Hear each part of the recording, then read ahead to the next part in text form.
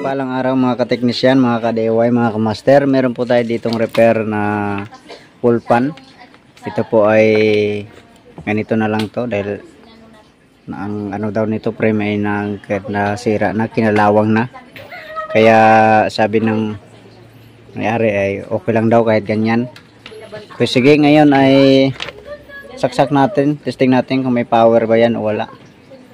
Yan. So saksak. Okay, sige. Hilahin natin ito. Yan. So wala. Kahit ugong wala. Kahit tulungan siyang paikutin. Ayan o, wala. So walang power. Okay, sige. Buksan natin ito. Samahan nyo po ako. Ayan, kung mapansin natin, malambot naman ang kanyang shafting. Ayan o. Pag ating pinaikot, malambot naman. Okay, sige. Buksan natin ito. Okay, ito na. Buksan na natin. So, nilinisan na rin natin. So, sobra kasing dumi. Ayan. Tingnan nyo. So, tuturuan ko kayo technique para mas madali na ma-identify kung sira ang thermal fuse o hindi. Okay, sige. Kunin ko lang yung analog na tester. Okay, so unang-una, so ang i-range natin ay times 10 para medyo mas makita natin ang reading na kung gumagalaw o hindi ang kanyang meter. So dito tayo sa plug. Ayan, ganyan natin. Yung dalawa na yan, tester natin tapos i-on natin dito. Ayan. So kahit anong number yan, dapat gagalaw ang tester natin. So wala. So ngayon, next tayo. Total nabuksan na rin man natin. So dito tayo sa kapasitor. Yung dalawang wire na yan, check natin yan kung may connection. Ayan. So meron naman na connection. Dito meron naman. Ayan. Okay lang. Ayan o, meron connection no. Ayan. Okay, check natin ang isang wire dito, kung diretso dito sa ano, sa kapasitor. So naka-off ang ating switch. Ayan, naka-off yan. So ito, isa dito, ilagay natin. Tapos check natin dito kung may connection. So wala. Dito wala rin. Sa kabila, lipat natin sa kabila. Yan. Check natin dito. Walang connection. Dito. Wala. Okay. Subukan natin i-switch ng number 1. Yan. Ganun uli. Sa kapasitor. Wala. Walang connection. Break tayo natin uli. Oh, parang meron na. Ayan o. Meron na. Ayan. Meron na o. Dalawa meron. So, ibig sabihin, isa nito ang may putol. So, subukan natin ditong tanggalin.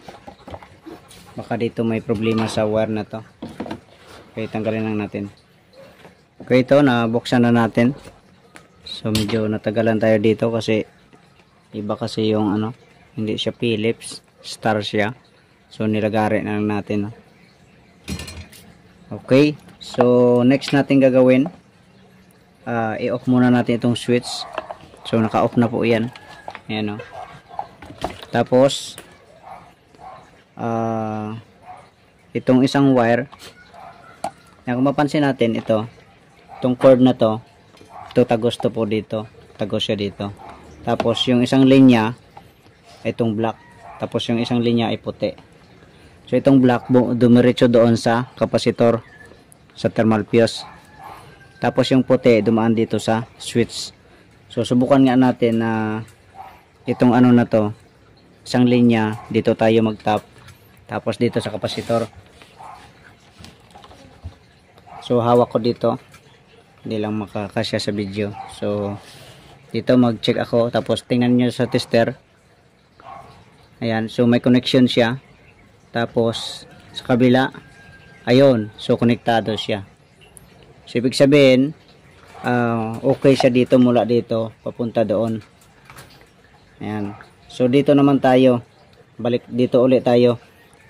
Wag natin tanggalin ito. Tapos dito tayo sa plug.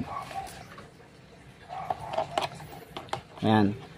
So nakadikit yan, automatic yan diyan. Kasi pag dito, ayan, may connection yan, no. Ayan, may connection. Ayan. So dito, ayan. So wala, sa kabila wala rin. Ayan, yung isa, yung puti ang i-check natin. Na mula dito sa switch papuntang plug, or di kaya mula plug papuntang switch. Ayan. So ito yung puti. Ayan. So dito tayo. Ayan, connected, oh. Ayan, oh. Yan ang pinaka-connection niya. Sa kabila tayo. Wala. So ibig sabihin yung dito ang item na connection ang wala. So baka dito sa tape nagka-problema, or may naputol talaga to dito. So baka nahila ito, or baka dito sa puno na to. Ayan, so tanggalin ko lang muna ang electrical tape. So natanggal na natin ang electrical tape. So naputol na nga dito. Ayan, naputol dito. So sige, idugtong nga natin.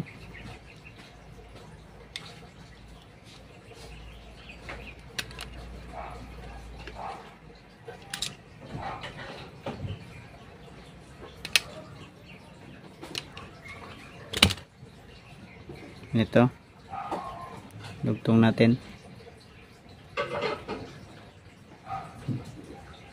Ayan. Tapos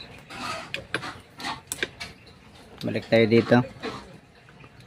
Ayan, dito sa kabila. Ayan, meron na siyang connection. Ayan, kumalo na yung tester. Ibig sabihin, dito lang ang problema. Okay, ikabit natin to, tapos testing natin mamaya. Okay, yan, ay balik na natin ang takip. Ayan. So ang kanyang blade na lang hindi. So ayan, check natin uli dito sa plug kung may reading o wala. So switch on natin ang switch. Ayan, so may reading na. Ayan, oh. May reading na siya. Ayan, oh. Yun. Ayan. So malaking bagay kapag ganun din ang yung pag-diagnose natin na yun kanina. Kasi kung di tayo nag-check agad doon sa mga connection niya sa dito sa plug at saka doon sa capacitor, ay malamang magtatanggal tayo ng ng motor. So matagalan ka pa. Tapos baka maputol mo pa yung mga wiring doon sa loob. So buti na lang ay ganun ang ginawa natin para mabilis agad matapos. Okay, sige, kabit natin ito. Blade.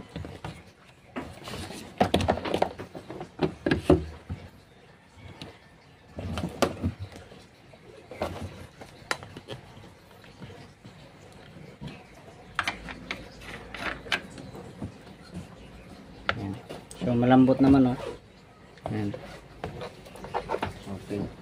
So siguro nahila ito yung wire niya, kaya kasi nag-renovate kasi daw. Ayan. Nang tinanggal ng kinabitan nito, kaya inalis, tapos pagbalik wala na, hindi na umandar. So ibig sabihin na hila ito, tapos naputol. Ayan. Okay, sige, saksak natin. Ayan, tapos switch natin. Oh, ayan, oh, number 1. Ayan. So malakas naman ang malakas naman ang hangin. Ayan. Number 2. Number 3. Ayan. So ang brand nito ay hindi na makita kung anong brand to. Kasi pininturahan na kasi yung cover. KDK ang brand.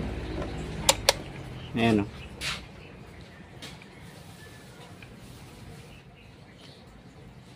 Ayan, KDK. Okay, sige. So sana po ay may na kuha tayong idea para mas madali natin ayusin ang wall fan or electric fan. Okay, sige. God bless po sa inyong lahat.